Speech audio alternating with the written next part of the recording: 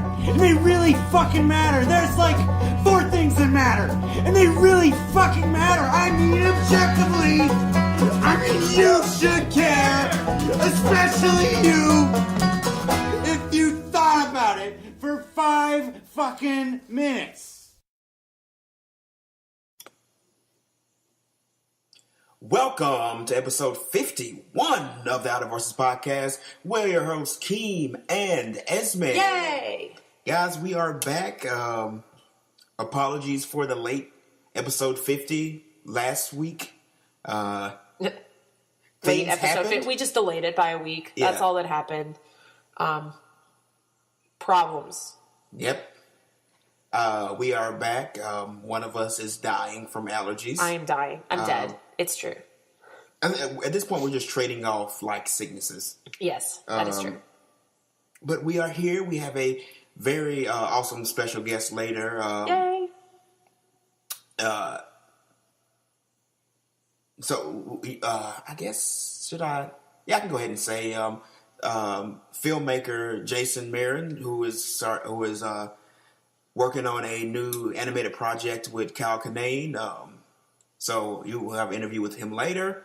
But now we'll go into our news. Actually, before I go into my news, there was something kind of funny I want to bring up. Did you see, and you probably did, and you people out there seen, did you see the New York barbecue versus California barbecue? Oh my God. Thing that was going around? Guys, it's been going around everywhere. It's like, it was this article. It's like, the debate rages of which one is the best, California barbecue or New York barbecue. Neither. They're both fucking shit. And it looks like garbage. Like, the Southerners who saw that nearly lost their shit. No. New York barbecue looks fine if you like brisket, right? Like deli style brisket. But it didn't even look like good. Like, it didn't. No, it looked dry. Yeah, that's true. That dry ass brisket. How dare you call that barbecue? Like, it's not barbecue. New Yorkers, I love you, and I will live amongst your city until I have to leave. But you got to do better. I'm like, yesterday I had barbecue. Yum. I had a rack of ribs. Yum. And they were moist and juicy. Delicious. And you don't want your ribs to be juicy. You don't want to be dry. No, but it's not juice. It's like fat. It's still, I don't want to say moist because I hate the word moist. But it's not juicy. Right? No. You want, like, it's a different thing. But you don't want it to be, like, so dry that your mouth dries out when you try to chew it. They know what I mean. Yeah, but it's not juice. It's not juice. You don't want your ribs to be juice. Juice is just a descriptor. It doesn't mean. No, it does mean. Dripping. Words mean things. Words can have a meanings. You want your quick cooked food to be juicy. Right. I want my pants to say juicy. There's a place for you to go for that. Anyway, no, you want your quick cooked steak, your like roasted chicken to be juicy. You want your slow-cooked barbecue to be succulent and tender. Succulent. That's a succulent. Nice word. Succulent. Succulent. That's the word that you need. Succulent. You want it to be succulent. You don't want it to be juicy, because if it's juicy, that means that it wasn't cooked right, because it wasn't slow-cooked. Anyway, it was good and real barbecue. And not sandpapery. These Californians and New Yorkers out here bullshitting. So to people in those states who are calling what that was barbecue. No, you're wrong. You need to come accept your game up. We will give you lessons. I mean, we will happily teach. It's not hard at all. It's not hard at all. I am the pit master at my house because it is not hard at all. Literally, all you have to do is pick a good piece of meat and then watch the temperature. You know what it is? Slaves.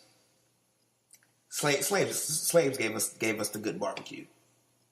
That's what was going on. That's why the South was good barbecue. Yeah, probably. Yeah, because we got. See, what happened was we got the bad part of the meat, so we had to cook that shit right to taste good. So we got all the spices and shit. There, right now. I need to look this thing up. Apparently, there's a whole subsection of people that have a huge problem with that narrative about Southern cooking. Really? Yeah. Why? I don't remember what all the arguments are, and I need to look it up and share it with you because you will find it incredibly interesting. It probably comes from the idea that Southern cooking is unhealthy. Yeah.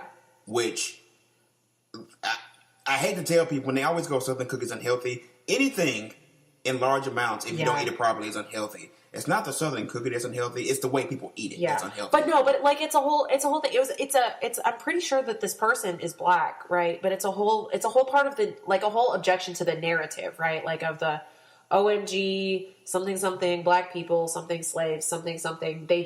They look at this. They were able to like it's part of the like black like magic narrative, right? Like they were able to take this lowly thing and elevate it into something that's amazing. I don't think it was black magic. It's adaptation.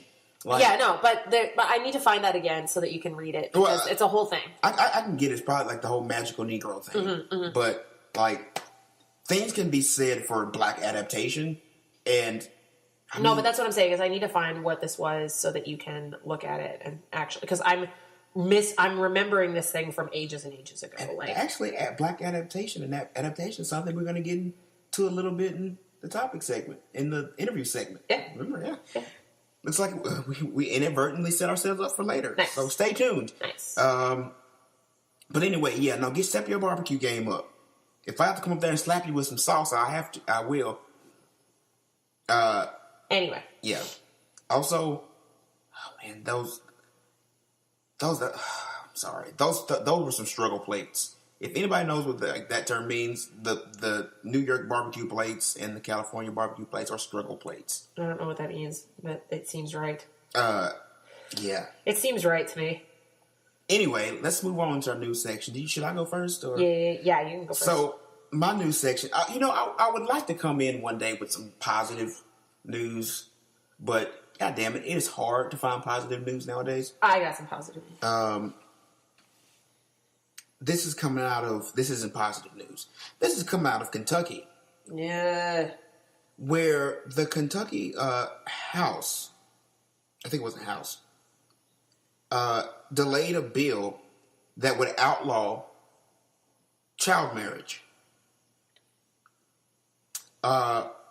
Citing opposition from the Family Foundation.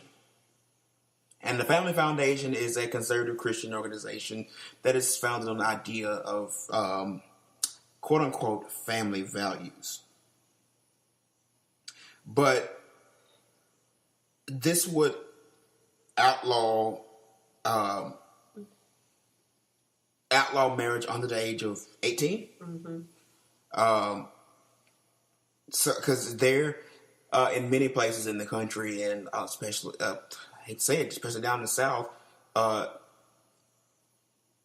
mostly with the parents' permission, and it's almost never like two people the same age. It's almost never like two teenagers trying to get married. Yeah. It's usually an adult in their mid-20s, 30s, marrying a person that's 15, 16, 17.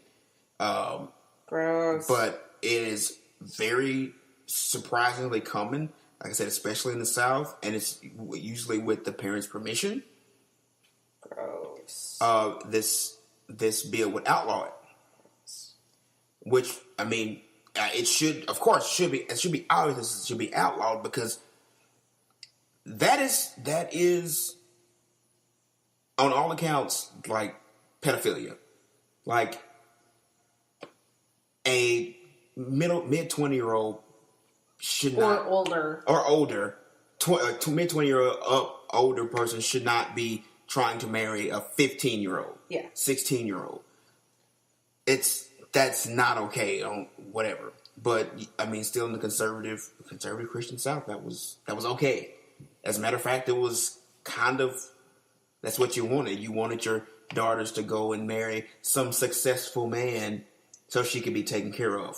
Just that sick ass, like, old school mentality. But Kentucky was going to get rid of it. And the Family Foundation pushed really hard to.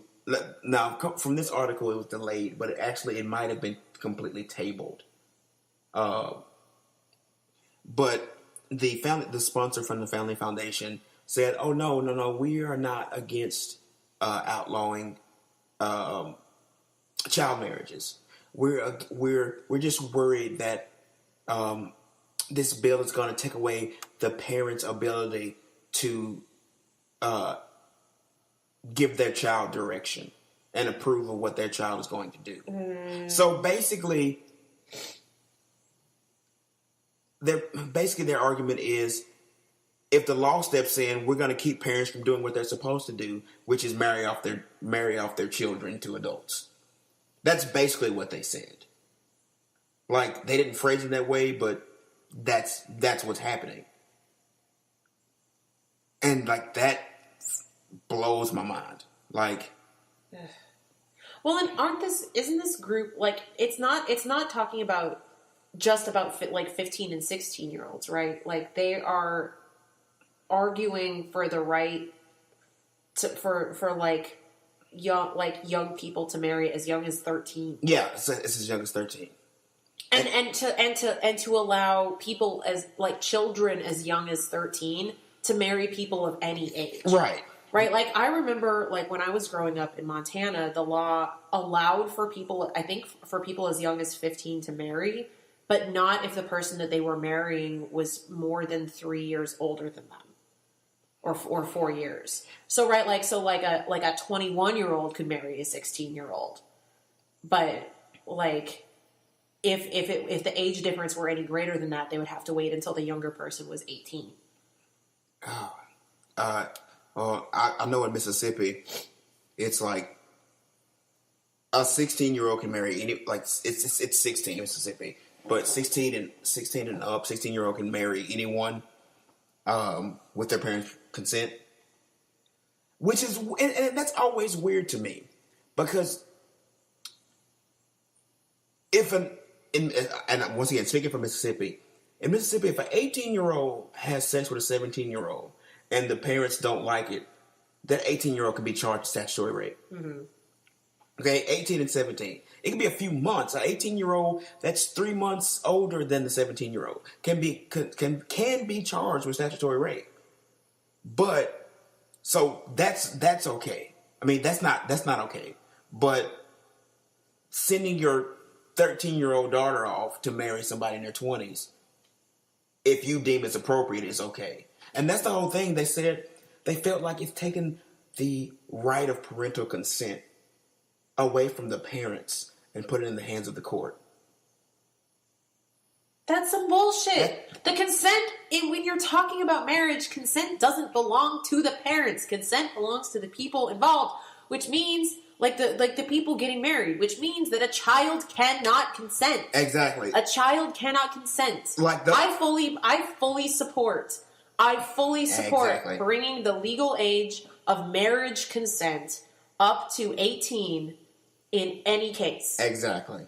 In any case, right? Like, and I think that there's some flexibility in age of consent for regards to sex is okay, right? Like there in my state, right? Like in Montana, in my home state, like the age of consent was 16, but allowed for a couple of years on either side, right? Like, so if you were 17 and your partner was 18, right? That was okay, right? There was a couple of years of wiggle room, like to where, like, being with somebody who was under 18 was not a problem if you were within 2 years of their age, which allowed for like people dating in high school to like have these relationships, right? Which makes sense, right? Like, it makes sense to have a law that accounts for the flexibility of dating right around that age.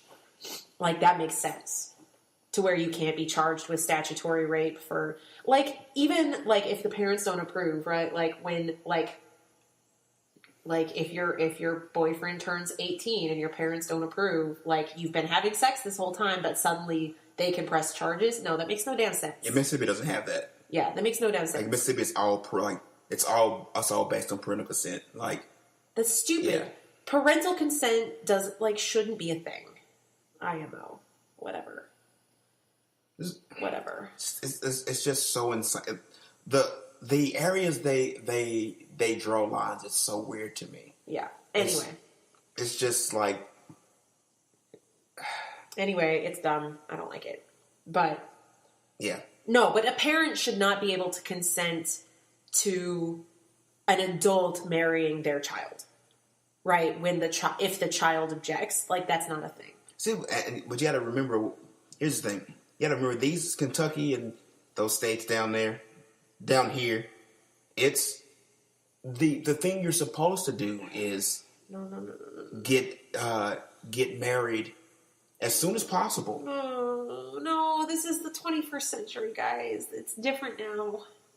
Not to them. It's different. That's why they keep voting red. It's different now. There is no. I mean, there's a reason. I can't remember what they call it, but there was always the running thing of. First of all, it was weird.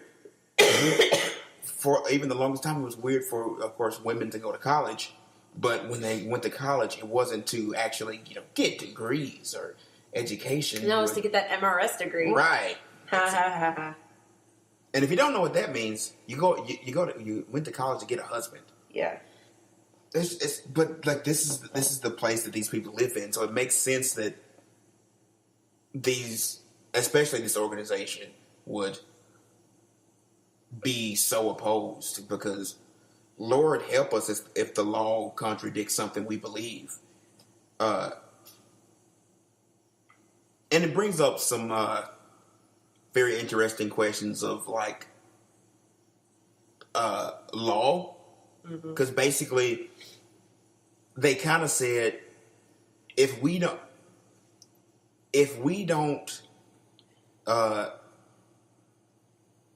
basically the law is okay until it conflicts with something we want to do. Like we want to have control of our children and marry them off as the way we want to, but other than that, we'll be fine. Mm-hmm. That's not how things work. Yeah, but you know what? Usually it's fuck Mississippi, and as always, fuck Mississippi.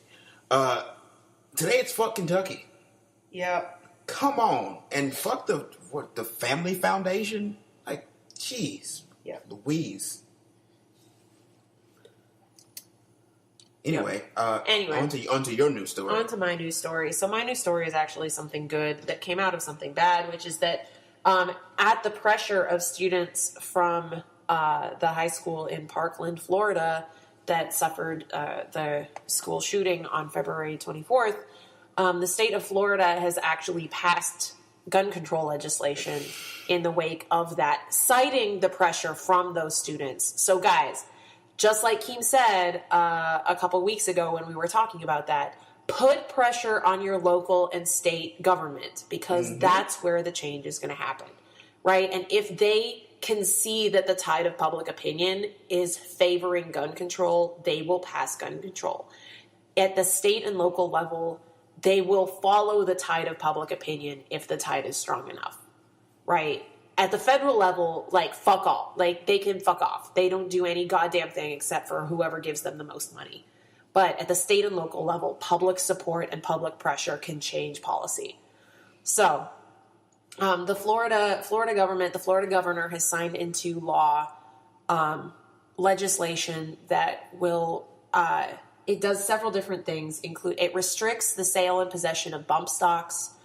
It restricts the sale of assault-style weapons.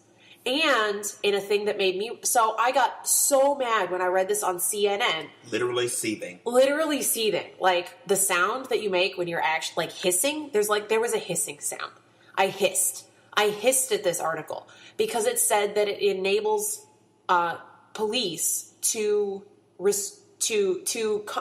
it empowers police to confiscate and restrict people like the possession of firearms and ammunition based on mental fitness, which, for the record, mentally ill people are at much exponentially greater risk of violence, of being at risk of violent of receiving violence themselves, of like having of being on the receiving end of violence themselves than of perpetrating violence against anybody, right?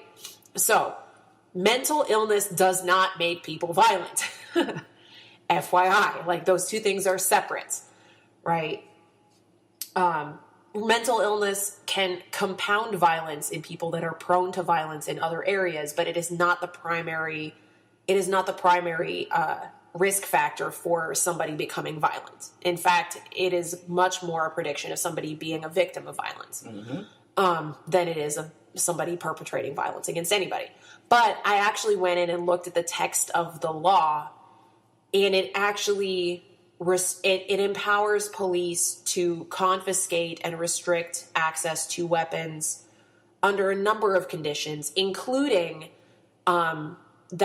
including the person in question having made a credible threat of violence against themselves or against another person, right? So my main concern was that this continued to stigmatize people with mental illness, and the way that the CNN article posted it, right, made me worried that this was a continued stigmatization of people with mental illness, and did absolutely nothing to people, like to restrict access to weapons for people who have demonstrated behaviors that actually are correlated with acts of mass violence, including domestic violence, right? Domestic violence is the number one thing that's correlated with acts of mass violence, right? If there's anything that's correlated, it's that, right? And yet police continually dismiss cases of domestic violence as being trivial and not worth looking into and not worth enforcing.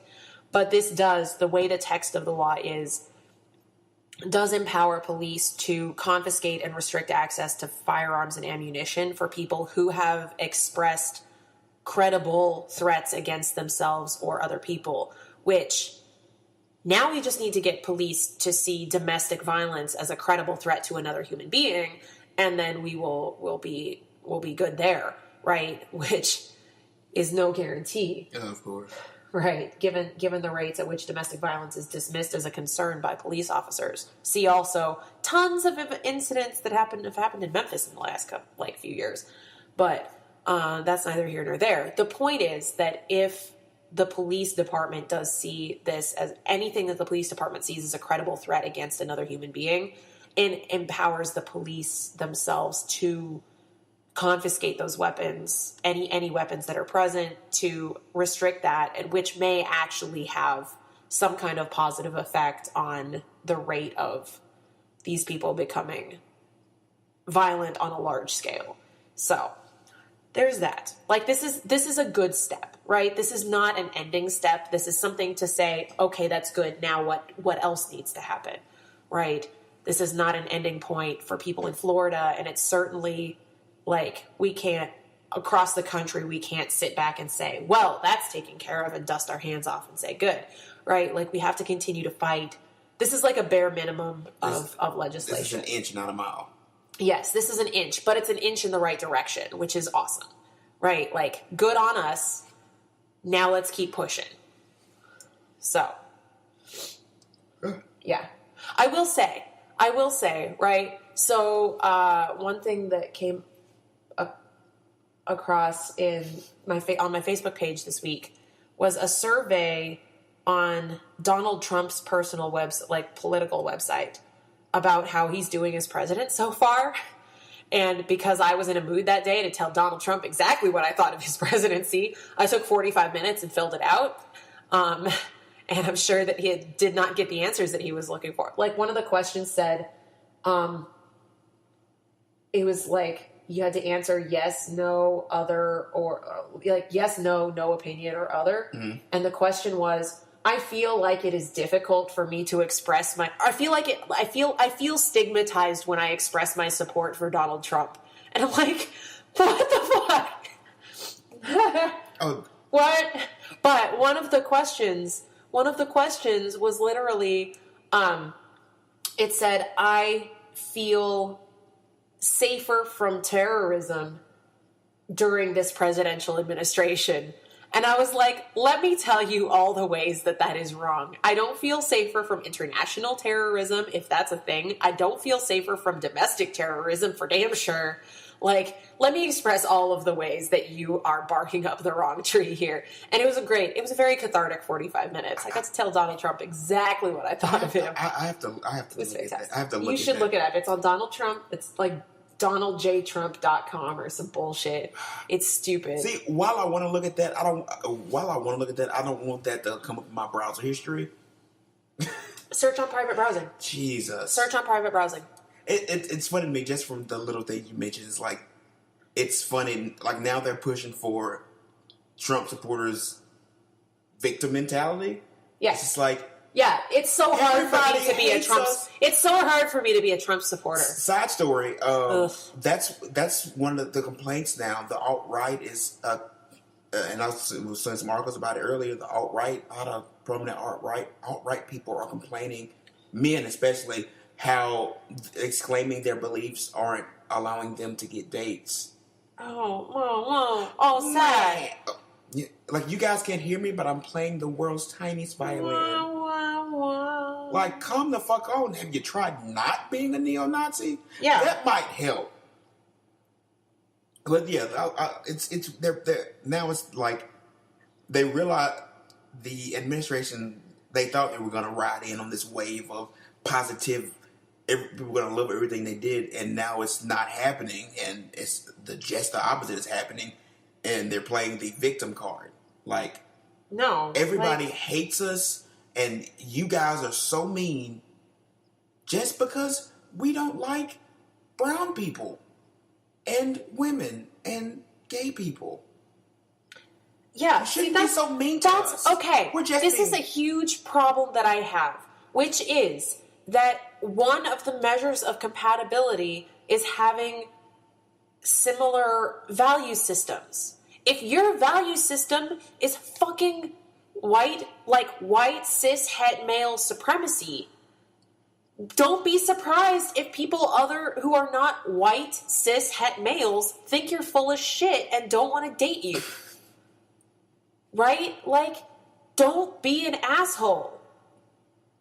I'm not saying that, like, this walks a line, right? Like, I'm not saying, like, you should change your entire value system just to get dates, but also, if you're a white cis het male supremacist, you should change your value system. Yeah, I was like, Not to get dates, just to be a functional, Yeah. like, normal, like not to be a decent human douchebag. being, Like, right? It's not that I think that you should change that to get dates. It's that you should change that because if to not change that means that you're a shitty human being. Like, you will have more benefits in life if you're not an asshole. Yeah, please don't be an asshole anymore. I mean, I don't care if you're not an asshole. I will continue to think that you're an asshole. I don't care. Like, actually, I care if you're not an. I care if don't you're be not an an asshole. asshole. Like, don't be an Don't be asshole. an asshole. And look at it like this: if you are not an asshole, legitimately, your life will improve, and our lives will improve. Yeah. Because there's one less asshole in the world. Yeah. Other than that, we have to wait till you die, Yeah. and that's a long way. Yeah, don't be an asshole, guys. Recognize that people who are different from you can be Can be people. can be awesome, right? People who are different from you are not a threat to your continued survival. I promise. Though, if you keep it up, I may be a threat to your continued survival. Yeah. I'm just letting you know. You keep bullshitting, and the claws will come out. You seen Black Panther? Wakanda. And the stupid thing is that's what they're legitimately afraid of. Yeah. Right? Is that somehow, like, allowing people that are different, like gay people or black Then they're gonna take people over. or brown people, to be different from them is somehow, like, threatening. And then, see, that's white supremacy, right? Like, their idea is that white straight people should be the most numerous. And if anybody else somehow surpasses white straight people in numbers, then that's a bad thing for white straight people. I'm like, why? This is not a zero-sum game. It's not. This is going to touch on, like, once again, just a little something we were talking about in the topic segment, in the interview segment. I don't know if you've noticed, but in movie culture, every apocalyptic movie, you have a stand-in for something that's taken over is a stand-in for some sort of minority group. Yeah. In Planet of the Apes, they're black. Yeah. Go back and watch Planet of the Apes. The conceit behind Planet of the Apes is that this is what happens if black people take over the world. And they treat us, as in white people, like we treated them. Right? You can go watch, and in the older movies, it's much more apparent because literally at one point they show the apes in the Black Panther's garb at the time. So very interesting there. But if you look at things like Mad Max and other like desert style apocalypse movies, the bad guys are the marauders or whatever. They're wearing basically non-heteronormative clothing. Usually kink-centered clothing. Like, they're dressed like BDSM gear. Stigmatization of spikes. kink. They're always homoerotic, with women only being used as, like, tools. Basically, in all those apocalyptic movies, the LGBT community is the bad guy. And the good guys, Mad Max, he is your white hetero savior. He is masculine, he is strong, he is white, and he is fighting off the sexual deviants. It is go back and watch apocalypse movies. Except zombie apocalypse. That's just its own thing. That's just human fear of death. But go back and watch apocalypse movie. You will notice that it's always a white male savior against some kind of minority that has overtaken the world, not a civilization that's falling apart. I'm so conflicted about so many of the tropes that exist there, right? Like the equation of the kink community and the gay community, which is not a thing, right? Like, although at the same time, it's sexual deviance. Although at sexual the same time, deviancy. yeah, exactly, right? Like at the same time, like a ton of like the most visually recognizable aspects of the kink community have to do with the leather community, which is actually heavily queer, right? Like the leather sub community is very, very queer. Oh, okay, no, queer is the wrong word there, right? Because a lot of this leather, again, this is not exclusive. This is not exclusive, but a lot of the leather sub community is extremely hierarchical and kind of rigid. It's very, very rule based and rather gender binary. Like there's less. It's because it's old school, right? Like this comes out of a long tradition of these very rule-based structures.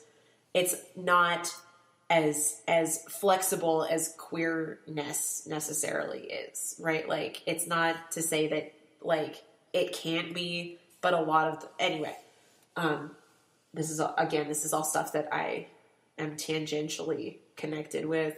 I'm not involved heavily in the leather community. So, I'm kind of talking out my ass, I guess. But it's the point is, welcome to American mainstream media and like Western mainstream media in general, where all of these things are lumped together as being the same thing just because they're not straight and cis. And automatically makes it and evil. Vanilla. It makes it evil and savage. Yes. And this is what happens when society falls apart. When we let the minorities take over, this society will fall apart. That's the gist of that. And that discussion of film actually moves us into our interview and topic segment with filmmaker after a brief musical interlude. Enjoy. Yay.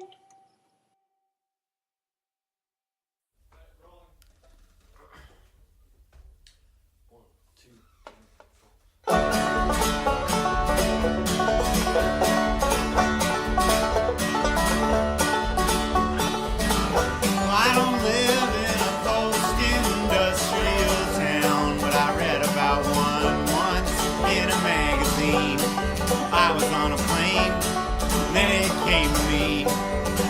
Oh, it gave me an idea. What do you think? Why don't we tear up all the manhole covers, send them off to China? If the steel mill, she don't work no more, strip all of the wires out and we'll take them to the scrapyard and we'll make a couple dollars, sell off the things our parents made. We'll get by for one more day.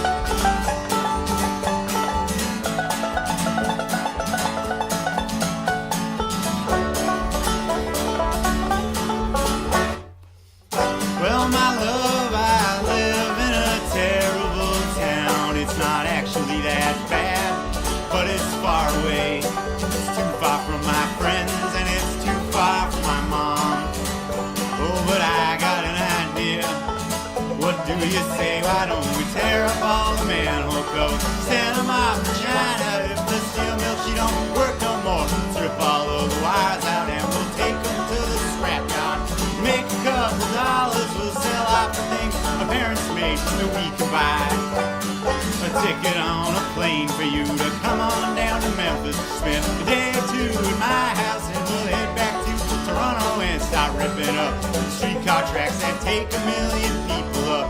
Vic Park to Spadina, we'll sell off the things my parents made, and we'll get by. I said we'll get by, oh we'll get by for one more day.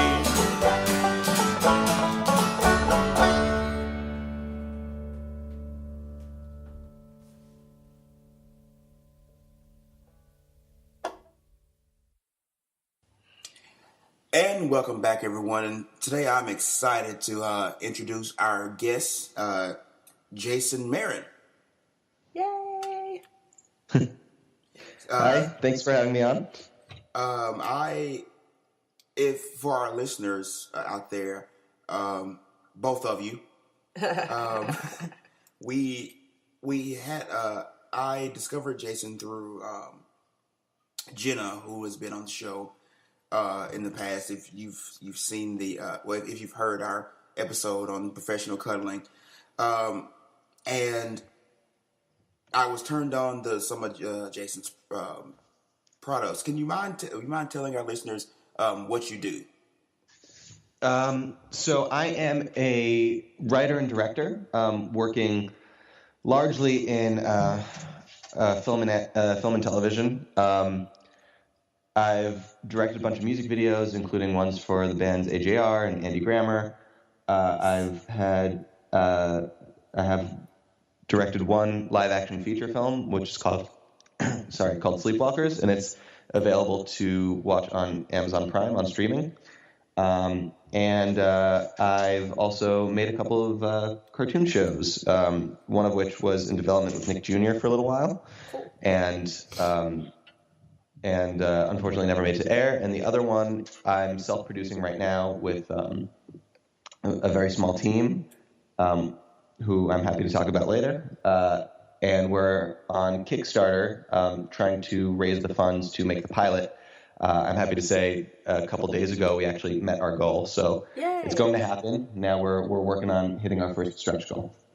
Very nice, very very nice. That's the animated project that you guys just happily reached your goal for. That's what I saw like immediately, and I was just like, I'm digging it. I'm down. I'm down for this. But unfortunately, I'm poor, so that's why I can offer my services in an interview. Well, We will boost you to all 100 I followers. appreciate that. I will say for anyone listening to the podcast, exposure is very helpful. So anyone else who has a podcast, but especially if you just want to share the link on social media, that really helps us a lot. All right, you guys hear that? So you mentioned Sleepwalkers. I had run into Sleepwalkers, I think, on Amazon. I think that's where it was. We are on Amazon, so it's very possible. A few weeks back, unbeknownst to me, and I hadn't watched it yet, but I saw it, I was like, that looks super interesting. Like, I need to watch that. But of course, with my law school life, I did not have the time. But it was serendipity that I just happened to run across you just a few weeks later on a movie that I was planning on seeing. Yes. Yeah, that's especially considering the fact that it's not like a very well-known film. That's pretty unusual. It's doing okay on Amazon. I'm happy to say. It's been getting pretty decent reviews. If anyone else wants to do me a favor, if you do check out Sleepwalkers, it is free if you have an Amazon Prime account. Anyone who writes a review, that's also very helpful for us. Just to it pops it higher in Amazon's search algorithm, so it makes it easier for other people to find us if people write reviews. So if you do end up watching it, I'd appreciate it. Any review, it can be totally honest. It doesn't have to be positive. All right. Well, when I watch it, I would definitely give it a review. Thank you. I'm a film buff. I try to get out and see as many movies as I can, or usually stay home and see as many movies as I can. So, well, I'll warn you that Sleepwalkers was made for a budget that was so small that when we called the Screen Actors Guild to ask them about paperwork, and they asked us what our budget was, when we told them, they laughed at us on the phone, and they were like, do whatever you want, and they hung up. It was made for pretty much no budget. It was my first thing that I directed, my first feature film, that I directed, and I did it right out of college. I didn't really know what I was getting into. It was sort of it was a moment of well, let's see if I can actually do this, and if so, great, and if not, at least I'll learn from the failure. Right. And luckily, the movie got made, and I learned a lot. But it's not, it's a decent movie, but it's not the best work that I could possibly. Right. I've learned from it. My next one will be better. I promise. What I've discovered is some of the best, may not be the best movies, but some of the best treasures you can find when it comes to movies are movies like that. Early, right out of college movies with small budgets. I actually watched. Have you ever heard of Cannibal the Musical? Sure, I haven't seen it. Well, for those of you who haven't seen this movie, it's Matt Parker, Trey Stone, the South Park guys. It's a movie they did right out of college, right out of film school. What you would come to expect from their brand of humor. Super low budget, super ridiculous, an absolute treasure of a movie. It's great. If you haven't gone to watch it, it's not good, by our standards, but it is a treasure of a movie. Well, if you have an appreciation for that kind of movie, maybe you like Sleepwalkers. Mm-hmm. I've been trying to get more people to watch movies like that. Just you don't have to go see every AAA movie. Sometimes the best things you can watch are super, super small. Oh, for sure. I mean, there's creativity that comes from having limited budget. You know, there's problems we had to solve by creating new. Like we literally had to invent technology that didn't exist to get this movie made. Oh, that's incredible. Yeah, it's been a while since I did an interview about Sleepwalker. It was several years ago, but I'm remembering all the fun stories about it. No, my wife is an engineer, and we were shooting the movie mostly at night in New York City, in Central Park, in areas where there weren't really any lights, and I wanted like a lot of camera motion. I wanted like walk and talk scenes. So what we needed was a lightweight, bright light that would illuminate our actors, that could be, light enough to be carried by hand. When it moved around, it didn't like, it was a soft enough light that like you wouldn't be able to tell that the light was moving around, and it would have to like simulate moonlight. And we were looking at like setups for that, and it was somewhere in the range of like $4,000 minimum, which was more than like that was like half our budget. Right. And my wife actually ordered a bunch of pieces online for I think like $15 and built. She got one of those paper lanterns for like another $10 and built a lightweight, like we put it on like a broomstick and held it up in the air. And we lit like half the movie that way. Awesome. So it was, there's a lot of really fun innovation that comes out of limitation. Hey, ingenuity, like we're a like big music podcast, and we actually in the previous interview we had with last week with Jarif, for our listeners who heard that show, we talked a lot about like the origins of funk music, and we talked some about the origins of hip hop music. And one thing a lot of people don't know is like hip hop as a national phenomenon really came because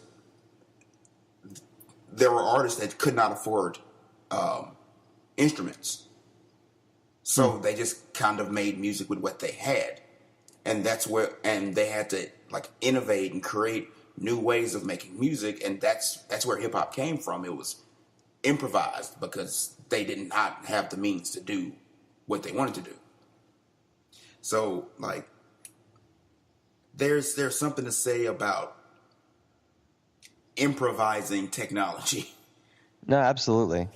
And it extends to every piece of everything that you do. Mm-hmm. That hip hop story is awesome. I hadn't heard that. But it also extends to how we wrote the screenplay and how we cast the movie. Everything that we did, had to be done with a certain budget in mind, and coming up with solutions to how do we make this good.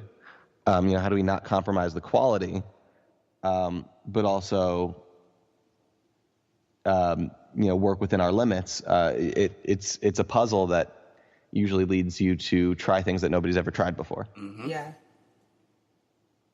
That's awesome. So to move away from Sleepwalkers and sure. Let's move away from the past. Also, hey guys, go to Amazon, check out Sleepwalkers. Let's move into the present and future. Come tell us about Action Dinosaur.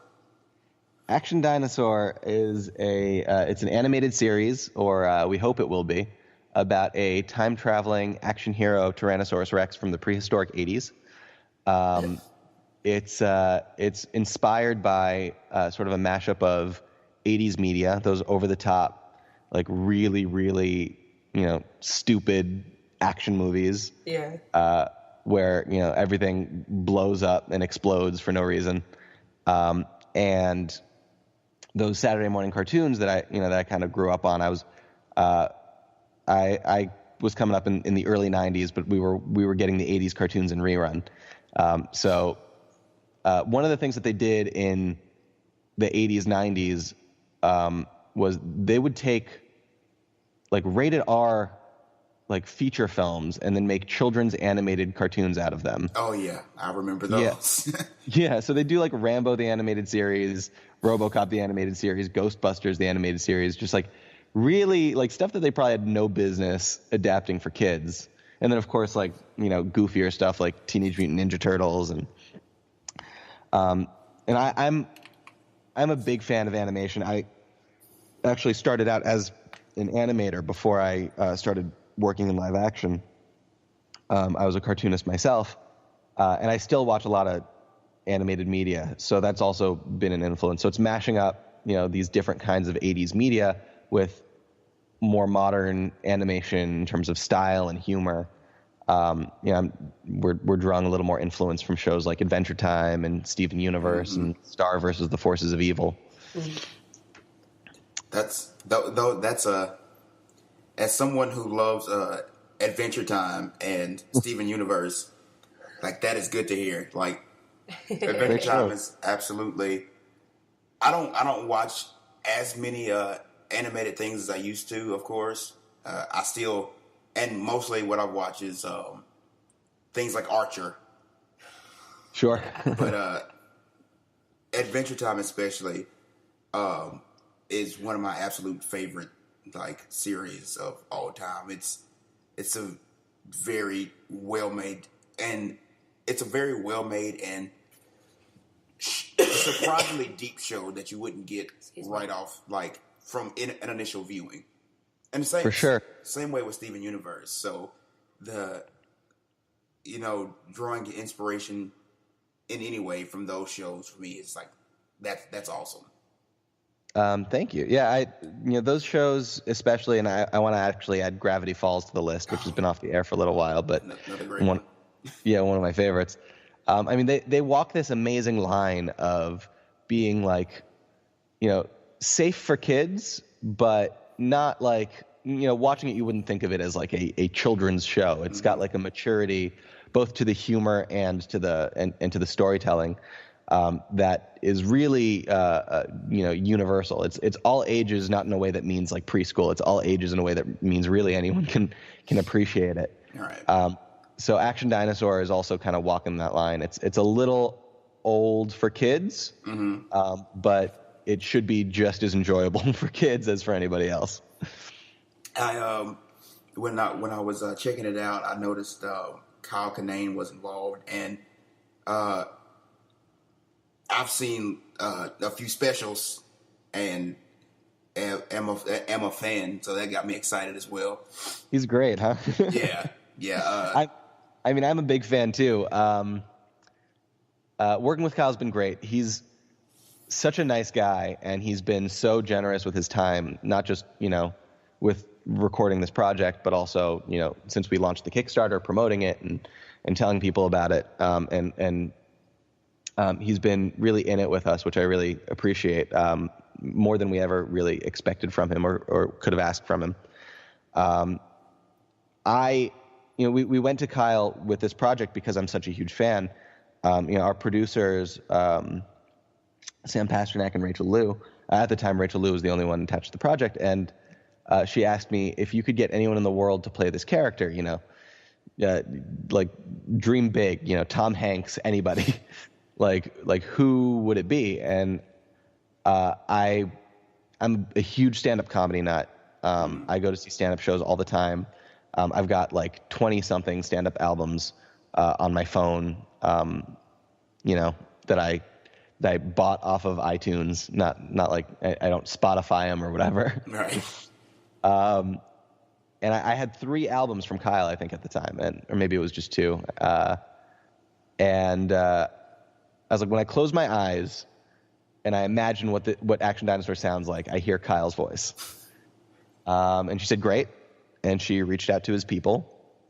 And we sent over the script, some materials, designs of what we had in mind for the characters so far. We actually didn't have final designs for the character yet. So it was just like a mood board of this is vaguely what we think the show will look like. And we waited, and we eventually heard back, and they were like, yeah, Kyle wants to do it. That's sweet. That is awesome. it was surreal. I years earlier I had I'd taken a bus to go see him do stand up while I was in college, and then just like a few years later, I'm reaching out to one of my favorite stand up comedians and asking him to work with me on this project, and the fact that he was not just on board but excited to do it was just it was a surreal and very very nice experience. That is cool. That is really cool. I am excited to see how it turns out. Thank you. Me too. Because it looks like something I would definitely love, and I think the people who listen to our show, I keep saying watch our show, and we're an audio podcast. Yeah, you've done that literally since the very first episode. I don't know if you remember that. I'm happy. He's done that since he's done that for longer than I've been co-hosting. That's very funny. It happens. I dabbled in podcasts for like 6 months, and it's hard to separate, the two mediums. I if I remember correctly, your wife has a podcast, right? Yeah, she had a podcast for a while called Anthology, which we might revisit at some point, but it was getting different. The through line was she produced every episode, but it was getting different directors and creative teams to adapt classic stories in the public domain into. Oh, that's cool. Yeah, so every episode was like a different classic story. We did like some episodes of some Sherlock Holmes stories. We did like some Edgar Allan Poe. There were a bunch, and every episode really had a different style because we would get different directors with their own teams to come and take over. So they all felt very different, and that was really cool. She's that's awesome. Yeah, so she's producing more movies now, so she hasn't had as much time to do that anymore. Mm-hmm. She still co-hosts a podcast called We're Not All Ninjas about Asian representation in film.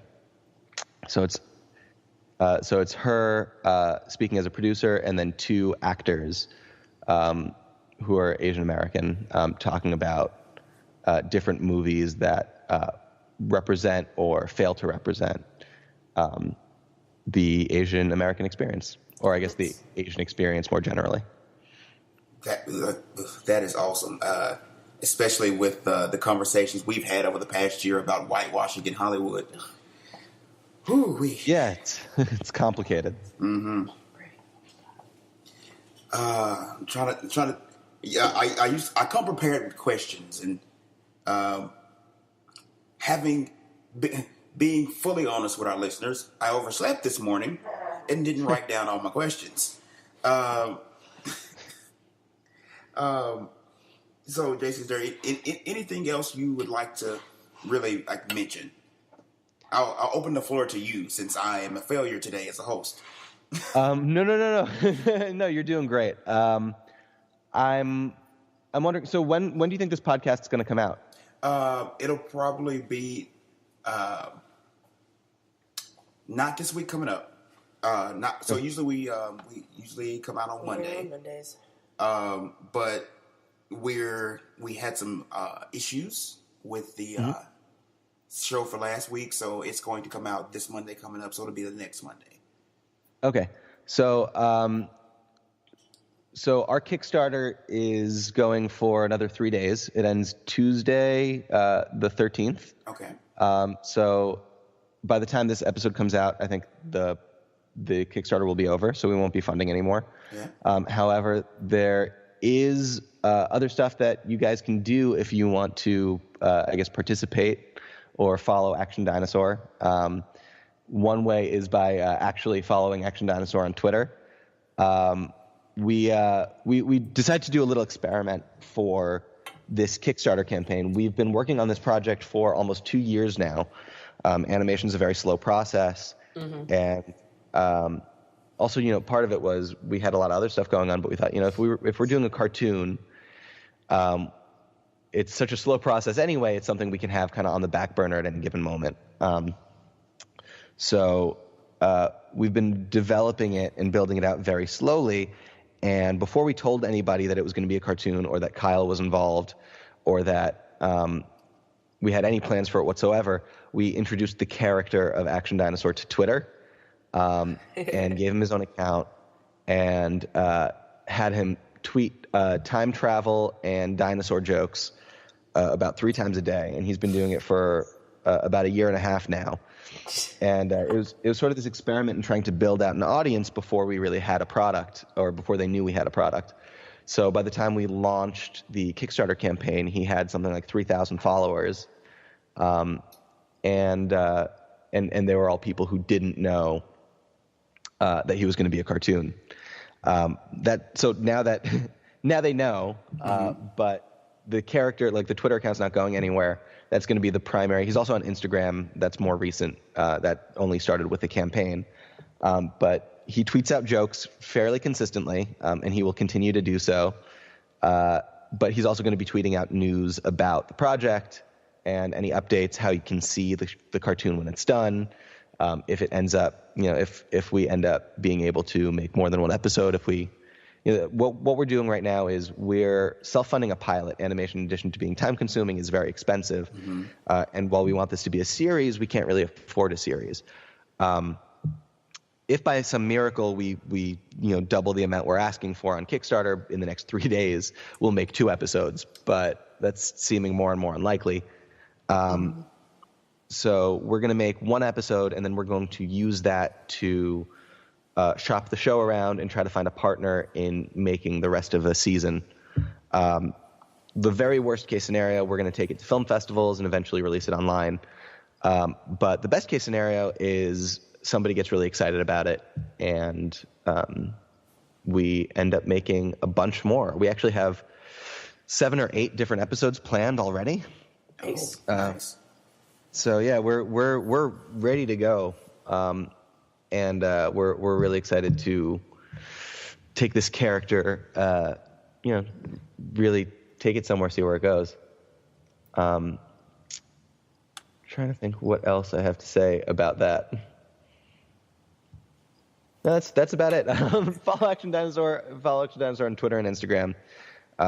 We're very, very excited to share it with the world. It's one really fun thing is we get to finally share the art with people, the character designs and the backgrounds and stuff.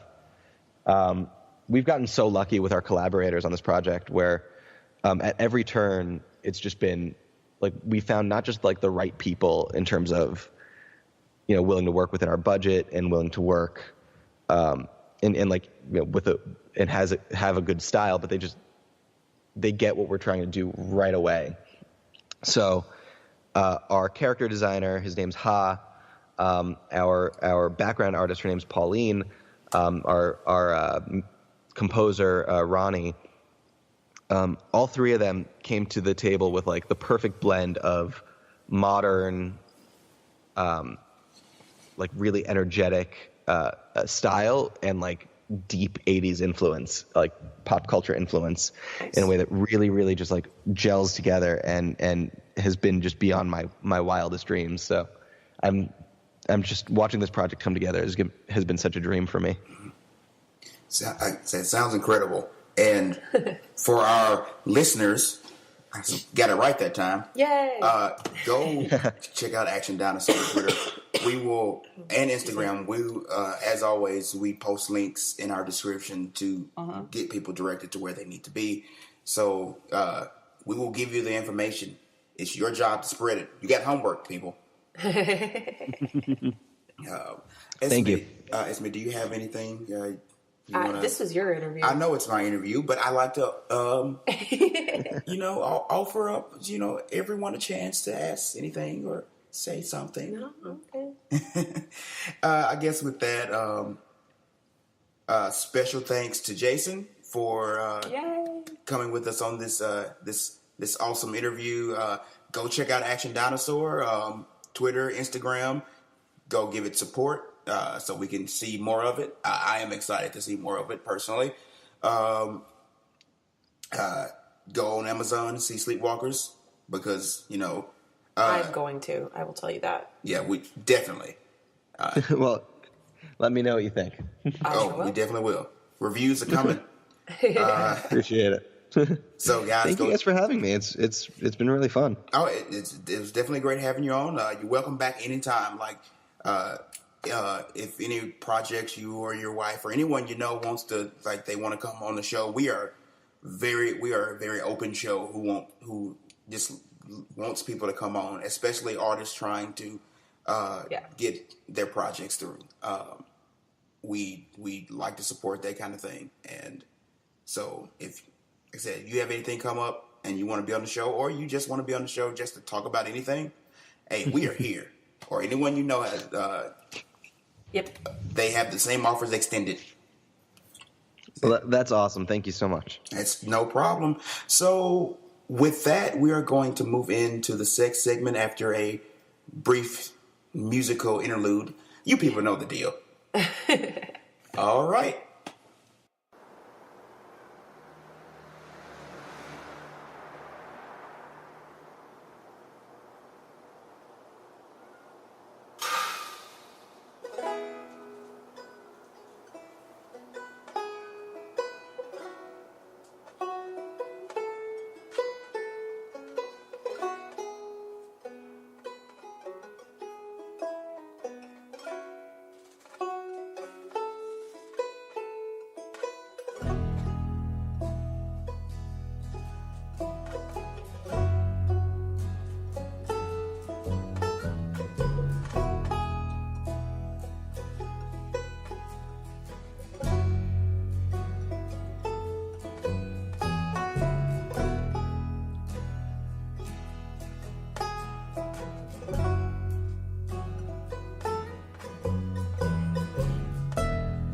Close your eyes, lean back, remember the time it takes this long.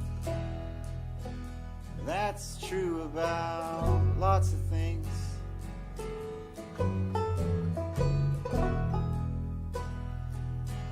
Things take time. Things take a while. You could count them if you want to. We could measure things with numbers or some arbitrary scale. Assign them colors, make a qualitative shift now. Things come apart. Things come undone. Put them together. Say, I bet you've got exactly what you need in your handbag somewhere. We got a finite amount of most things. We don't have to count them.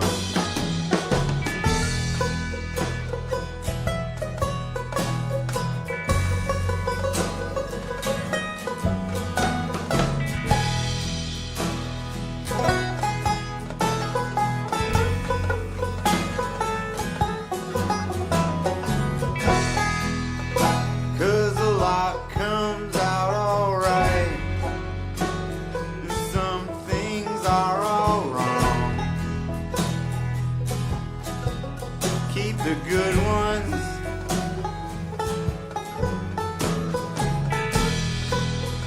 Let's open up a shop. Let's buy a farm. Let's do something somewhere.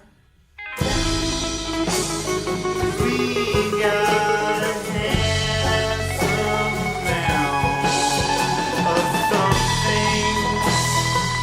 They're just not the kinds of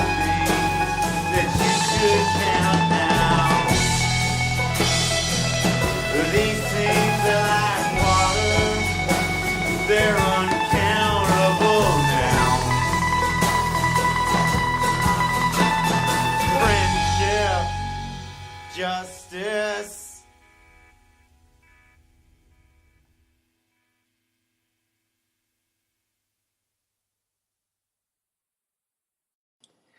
All right, everybody, and welcome back to our sex segment. I'm sure our gentle listeners will appreciate that I asked Keem if he was ready to start this segment by saying, okay, let's talk dicks. We're talking dicks. We're talking dicks, guys. By which I mean dildos. I thought you meant people named Richard. Nah, I don't have enough to say about people named Richard. They're dicks. Yeah. Da-da-da. Sorry. Yes. Anyway, I never understood that. Like, how is Dick a shortening of Richard? That makes no sense How to is me. Bill a shortening of William? I don't know. The world will never know. I don't know. Why? I think Bill should be a shortening of Billiam instead. Mm-hmm.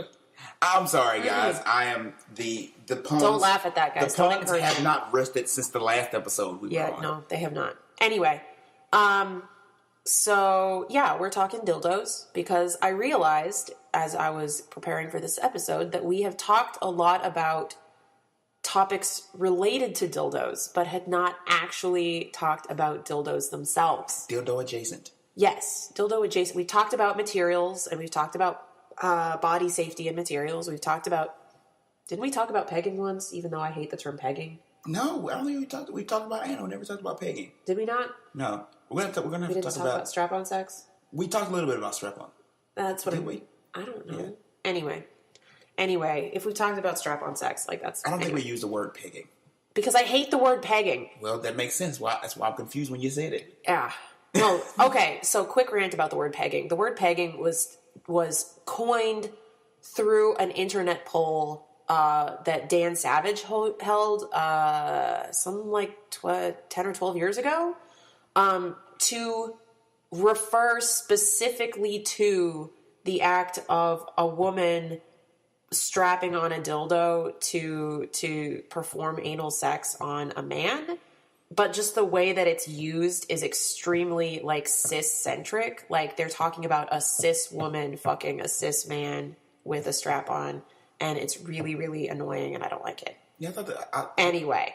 Sorry, I think That's just me. I think it's where the confusion lay, even with me just then, because when you were talking strap-on sex, and when you said pegging and mentioned strap-on sex, I just, from the way it was used, I thought I considered them two different.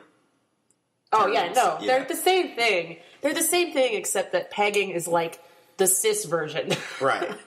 Pegging is the cis version of strap-on sex. Sorry. That's my little rant. Anyway, also, I don't like Dan Savage, but that's a rant for another day. Don't even know who that is. That explains a lot about you. Anyway. So yeah, we're going to be talking about dildos. So a dildo, for those of you who don't know, is a word for basically an artificial penis, right? Like some kind of non-biological item that is clearly meant for insertion into the vagina and or anus of the person who wants to be fucked. And nowhere in the entire realm of sex toys, I think, is there as much variety as there exists within, like, dildos, right? There's such an incredible variety of the things that fall under that heading, with regards to material and shape and, like, and texture. It's incredible. It's incredible. We're going to get back on Bad Dragon again, aren't we? It's possible. Although I still don't have a bad dragon. One of these days. And I still have never seen one in the wild, right? I've only ever seen them on the website. I know. Yeah. I know. All you have to do is ask. I know people who have them. I just have not yet had a chance to witness them. So, this is actually going to be a pretty quick episode because we've covered a lot of these. Like I said, we've covered a lot of these things before, right? Dildos, based on where you get them from, there's an incredible variety of materials, some of which are body safe. See also our episodes about body safe materials, some of which are soft and pliable, some of them are hard, some of them are like in between. So what I want to do is I'm going to give you guys a quick overview of the materials that you guys can that you can find these items in. I'm going to give you a quick rundown on what rough kinds of shapes are available and what you are looking like, things that you might want to consider looking for depending on what use you want to get out of them. And then give you a couple of my favorite makers, and then we'll be done, I guess. Right? Who knows? Yeah. Because we haven't talked about these specifically. Right. So dildo, vaguely phallic item meant for insertion. Right. We covered that. Huge variety of materials, right? In general, I try to recommend that people steer clear of mystery materials. Don't put mystery materials in your body, guys. There's a lot, especially if you're looking for something soft and squishy, it can be really tempting to go with these things that you're not quite sure what's in them. But the softest, squishiest dildos are made from stuff that is not that can be not super great for you, right? Anything that's clear and jelly, probably the plasticizers that they use for that sort of thing have a tendency to be not very good. Like if you're incredibly tolerant of these things, you may or may not notice any effects. But if you have sensitive skin, especially like internally, or like your mucous membranes are especially sensitive, you can actually cause some real problems, right? There's a whole bunch of resources out there, increasing number of resources. You can actually check our Facebook page. Recently, I posted a thing from Metis Black, who is the founder of Tantus Inc., which I will talk about in a little bit, about toxic materials in sex toys. So yeah, anything that's really mystery, like don't put in your body. Please shop from a reputable source. Anything that's clear and jelly is probably going to be not great for you. There is something called the tongue they call it the tongue test or the taste test that I have never tried because I research the brands that I am going to buy from before I buy from them. But if you are really tempted, I've heard of this, that if you're really tempted by a certain toy, but you're not sure if it's going to be safe, you can like touch your tongue to it. And if the tip of your tongue starts to tingle, it's going to be something that's going to cause problems in your other sensitive areas too. I would never do that because I just steer clear of things that I don't know anyway. But that's just me. So there's that. For toys, there are ranges of toys that are made of TPE or TPR. It's basically the same thing, but it's called different things by different manufacturers. And that includes like Cyberskin and a few other, like Cyberskin is one of the name brands of this, and there's a few others that is not toxic. Like it doesn't off-gas things that are toxic in the same way that like the jelly things and other materials do, but it is very porous. So it's impossible to clean thoroughly. I personally steer clear of those also, just for my own peace of mind. And because something that's porous, no matter how diligent you are about keeping fluids off of it, something that's porous is still going to pick up, just by existing in the world, is going to still pick up bacteria. In this part of the world, it's going to pick up mold spores, no matter what, because it's so humid here, that no matter what, a porous item after a certain point is going to have to be discarded and replaced. And I don't feel like replacing all of my toys on a regular basis, so I buy things that are not porous. But if you want to choose a porous toy, if you can't find a non-porous option for whatever it is that you're looking for, the shape or the texture or the whatever it is that you're looking for, slap a condom on it before you put it anywhere, right? And that will make it so that you can clean it, so you don't have to worry about like the fluids getting on it, and it'll keep it so that you are able to use it for a longer time without having to discard it, because it'll be exposed to less things that will get in there and start growing. So that's definitely a recommendation. If you are going to use a porous toy, definitely use a condom on it, and also keep an eye on it to know when you have to discard and replace. The materials that I typically go with are silicone and glass and metal. Glass and metal, because my vagina is weird, but that's okay. No, and that's okay. No, these are incredible. And if you've never tried glass or metal, they can be really awesome. They're not, I admit everybody likes different things, but they are really, really cool. Can I step in for a second? Yes. For someone who likes to use toys on other people, I like the reaction I've gotten from glass. Mm-hmm. And it's fun to use. And anyway. Thumbs up on glass. Yes. So, but with the silicone, and this is where we're starting to get into talking about makers, right? With the silicone, one of the complaints that is thrown against silicone for a long time is that silicone dildos tend to be hard, right? They're very firm, and it's difficult to find them that are soft and squishy, right? And that's one of the things that led to these jelly dildos and the cyber skin and the porous materials being so popular for so long, is that the silicone dildos that were out there were very, very firm, and that is not comfortable for all people. And also, it's not realistic. If something that you're looking for is realistic texture, like as close as possible to a biological penis, like these are not that.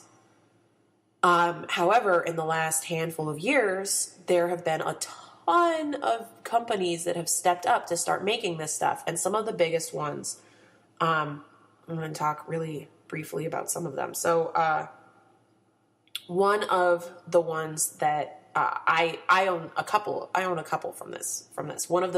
They're widely regarded as one of the best, one of the most realistic feeling dildos is Vix Skin, right? Which is VIXSKIN. And that's from Vixen Creations. And so Vixen Creations does firm dildos also, firm silicone dildos, but their Vix Skin line typically, like, it's very difficult to find the ones in this line that are not realistically colored, right? They typically come in 3 colors: a dark brown, a kind of medium tan, and then like a beige, right? Although they do fall into that trap that I hate so much of calling them food names. Like, no, like I think they call them chocolate, caramel, and vanilla. And I'm like, why? Like, why? I know why. Because food and sex trigger the same parts of your brain. It's annoying. I don't like it. They know how to trigger your brain. It's annoying. I don't like it. But in any case, the products themselves are fantastic. They are pricey, so save up for it if you want. But if you are really diligent about looking, so you can buy them direct from the manufacturer's website, or lots of the independent, like feminist-oriented, education-oriented sex toy shops that exist in this world stock these things. I think I ordered my first one from Come As You Are, which is in Canada, actually. That worked out real well for me for some reason. But pretty crazy. Oh my God, Keem. Anyway, but I got a pretty good deal on that for, I think, a Black Friday deal or something. I don't know. Chocolate Friday. Can you guys hear looks? I can't even with Keem right now. I can't. But so shop around and save up, because they are fantastic. They're worth it. They come in a huge variety of sizes and shapes, all of which have that squishy exterior. Their firm silicone line, I do not own any of them. Their shapes are similar. They use the same molds, just a different process to make the firm ones and the squishy ones. But their colors are a little less realistic. They've got like true black, and like they've got a silvery purple one and all sorts of stuff. I forgot to mention, the Vix Skin line is not squishy all the way through. It's what they call dual density, I think all the ones I'm going to talk about here are dual density, where it's got a firm core on the inside and then the outer like 1/4 inch is squishy. So it does feel really realistic. Like when you actually squeeze like a penis, and there's the firm core on the inside and then soft on the outside. It's like that. And it's really cool. Other dual density things that exist. Tantus has a dual density line, the O2 line. And Tantus just released a line with the super soft silicone that's pretty new that I'm really excited about, and I actually really want to save up for one. Oh my god! And Tantus also has really an incredibly huge like line of like the regular single density dildos also. With silicone dildos, one thing that you want to probably do is Google some of the smaller makers, because there's a huge number of small makers of dildos at a variety of price points that make all sorts of crazy like shapes. If you're looking for some kind of crazy shape, like there are tons of people out there. New York Toy Collective has some that are like bent, like posable. They've got like a metal thing on the inside where you can pose, like bend these things to hit exactly the right angle. I think New York Toy Collective also does dual density stuff, and they do packers. If for people who are interested in strapping on a cock just for daily wear, like they do packers too that are reportedly very, very good. There's a whole bunch. BS. No, I don't remember. I don't remember what the other ones are. There's a whole bunch of makers though. Fun Kit Toys has a variety of items. There's tons and tons of small makers out there that do lots of really cool things. So it's definitely worth looking into. There's a bunch of things that are glass that are available for those. Yeah, Keem just found geekysextoys.com, which also do all of the stuff that they do is silicone. I've heard of them. Yeah. They all do all silicone, but they have all sorts of weird stuff. Yeah.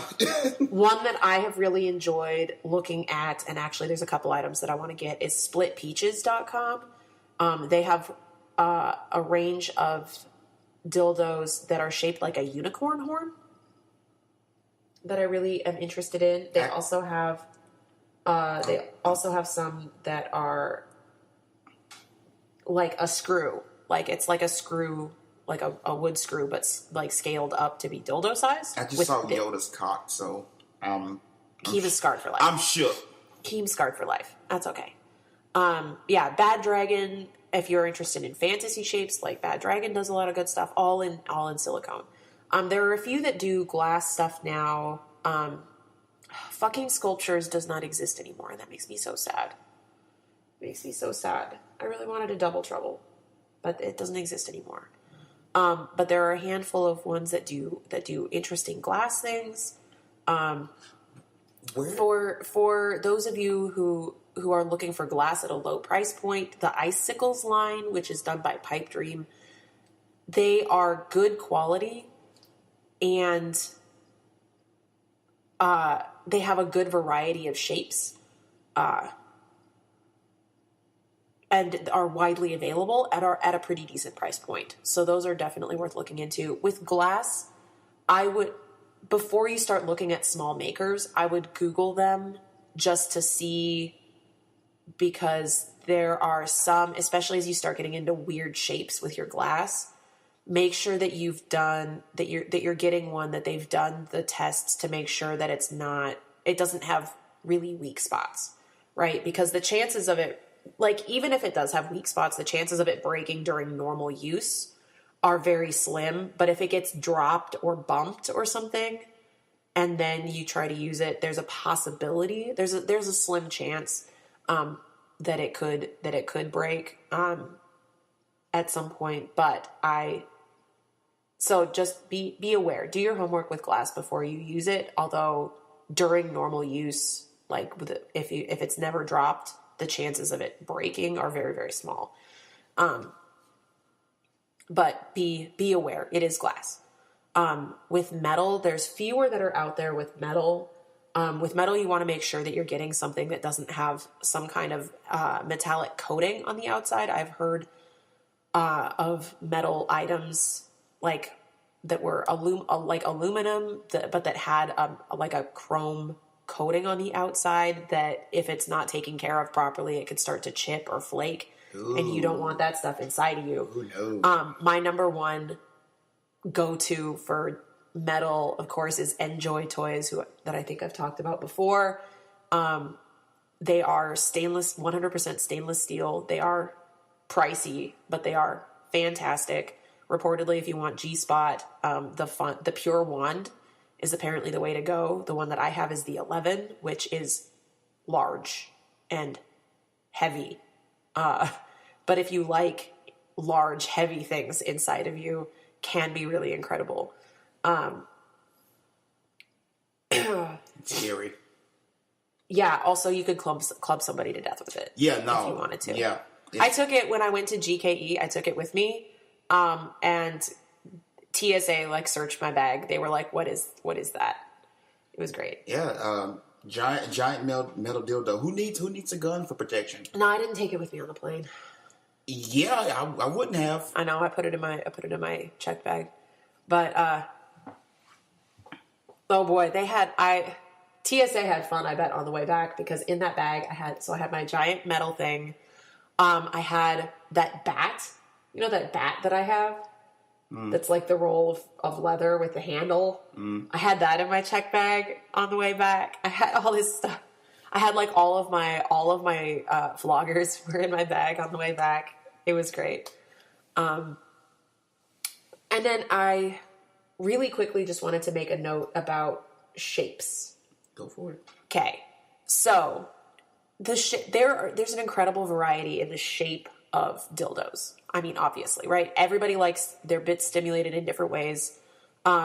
Everybody wants different things, and that's awesome.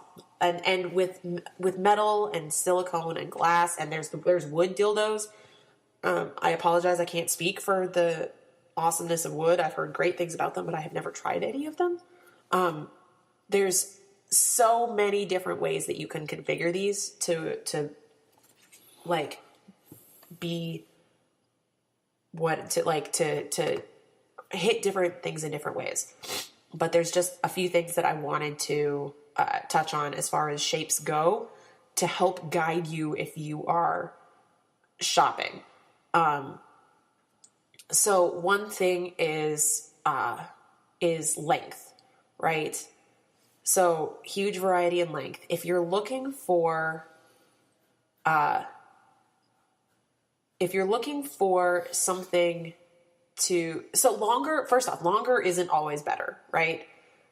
Many people that I know who want vaginal penetration don't want their cervix hit because it's real uncomfortable, right? There are a few people who do, right? Some people do. Some people find that to feel good. I personally don't. A lot of people find, like, it's like with everything. Some people are like, yes, please do that to me. And other people are like, oh, hell no. If you do that to me, we're going to stop having sex because that will turn me off. Like that, I will be done. Can't do that. One thing, and you've heard me talk about the A spot before, which of course is right next to the cervix. So surprise, right? Like here's these two things that are right next to each other. But if you are looking to hit the A spot without hitting the cervix, so longer or something on the long side is going to be useful for that because the A spot's kind of way up in there. But also you want something that has an upward curve at the very end, and that'll curve up in front of the cervix to hit the A spot instead of hitting, like if you have something that's straight, it's just going to go straight back into the cervix. So there's something with an upward curve at the end, and that'll help you get that A spot. If you're looking for G spot or prostate stimulation, for those of you who are doing anal penetration, something a little bit shorter can be helpful, but you want enough length to give you something to work with. but you also want that curve, right? Having a strong curve will help hit that spot. Sorry, that was a gross sound. I'm sorry. So having a curve for prostate stimulation specifically, or for G-spot stimulation, having a curve in something that's a little bit shorter can be helpful. With girth, some people really, really like thick things. I really like thick things. If you, one thing to consider is if you really want that girth to be uniform all the way down to where the whole dildo is thick, or I have found that can be a little too much for me.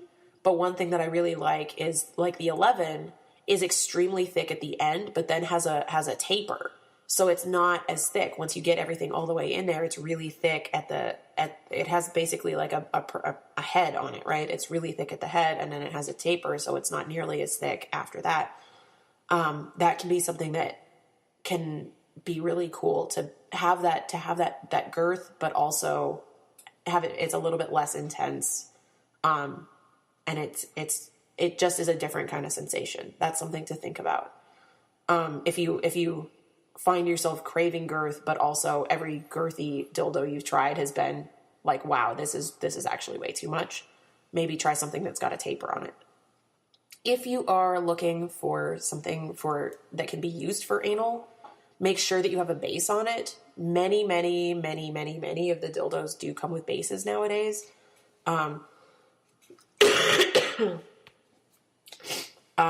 But if you have something that's got a pretty decent base on it, first off, that makes it anal safe, but also it makes it so that it is compatible with any kind of harness you might want to use if you want to do strap-on sex.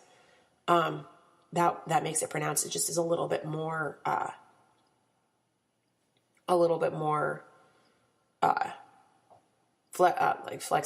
bit more useful. Most silicone toys and some glass toys, I haven't seen any metal ones, but most silicone toys do come with strap-on bases, and anything that's a strap-on base would make it anal safe. Yeah. What questions do you have? I actually do have a question. Yeah. And this was brought up from someone I know.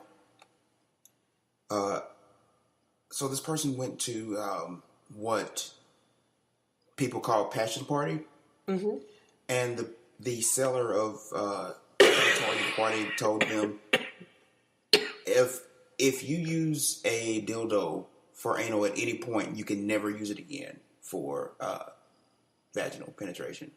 Okay, that person is selling porous toys. That's exactly what I said. Even with my little, very small knowledge of sex toys, I told the person, it's like, it sounds like they're selling a porous material. Yeah, that person, that company is selling porous toys. If you want to be able to use the same toy anally and vaginally, make sure that it is 100% silicone or metal.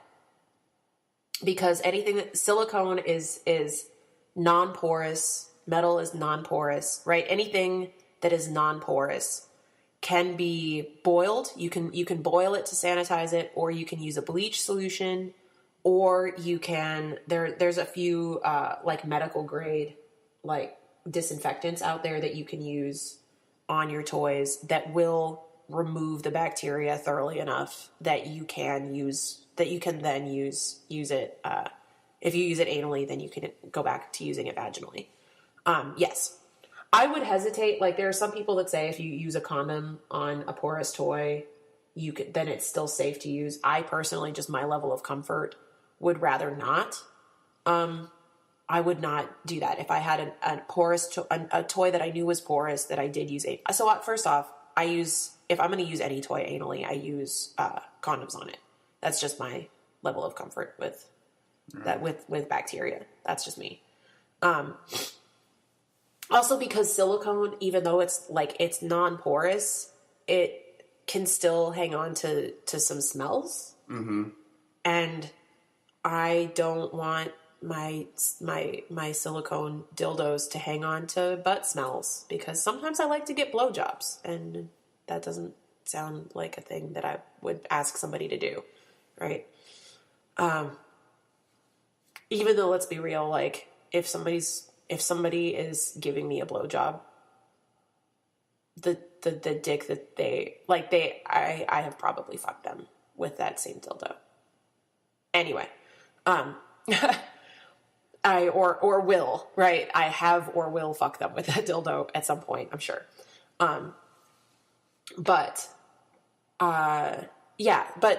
So if a company recommends that with their toys are porous. All right. That's really the only question. Okay. That's only really a dildo question. I am not a purveyor of dildos. I don't use them myself, at least on myself. I will use them on other people, but usually those other people come with their own toys. Yeah, so, we do. Hey-o. Yeah. I do like them, though. Yeah, dildos are great. But yeah, so that's about all I had to say, right? Huge variety of materials. If you haven't tried one that you like, think about what kind of stimulation you like, and there's probably something out there that will hit that spot.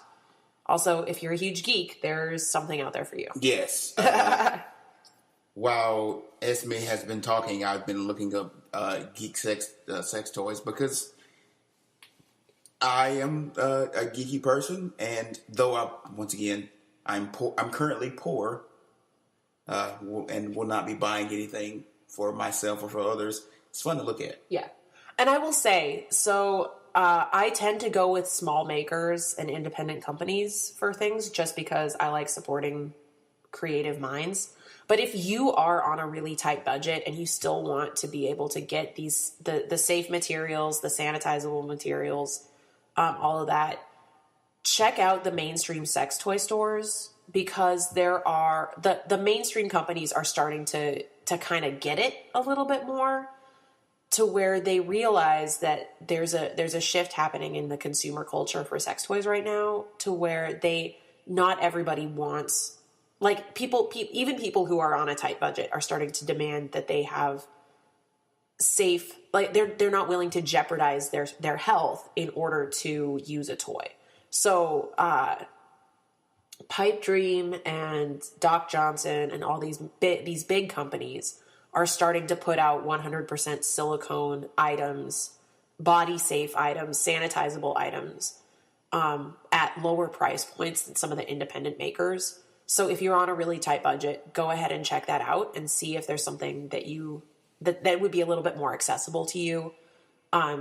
Because that's more available. For a long time, these companies didn't even bother, but they bother now, right? They care. They notice. They don't care about your health necessarily, but they care. They notice that there is a large section of the consumer market that there's a demand for these safe materials at a lower price point, and that the people who are demanding that won't settle for an unsafe toy. Right.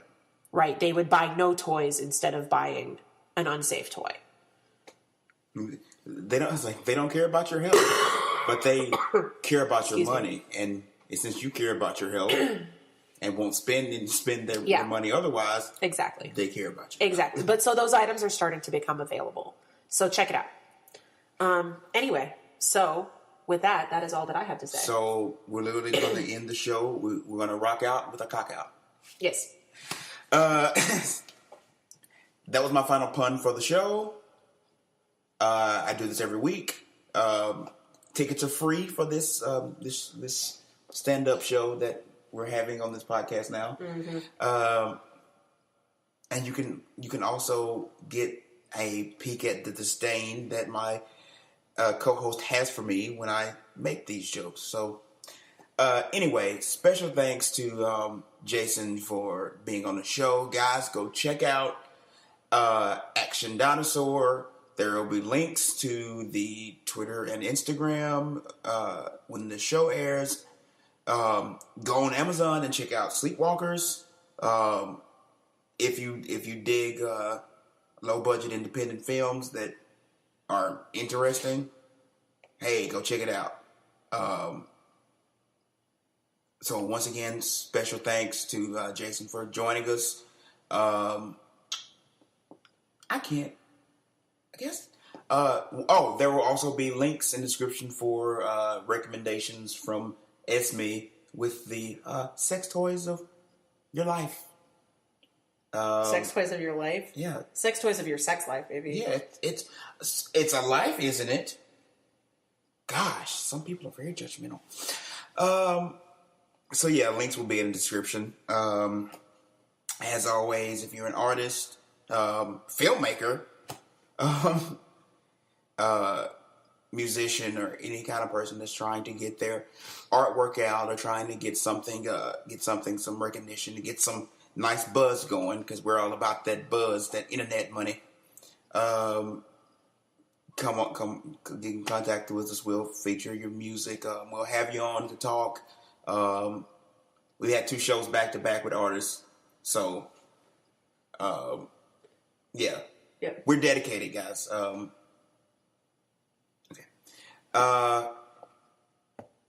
Also, if you're a listener who wants to be on our show, who wants to discuss something, hey, contact us. Let us know. You can find us on Facebook. You can drop a comment in the YouTube comments. We'll find you. Hopefully I'll get some other things set up so you can get in contact with us. Maybe chat a little more. But with that all being said, also special thanks to our musical artists for the week. All right. With all that being said, we thank you all for listening. This has been Keem and Esme. Yay! And we are out.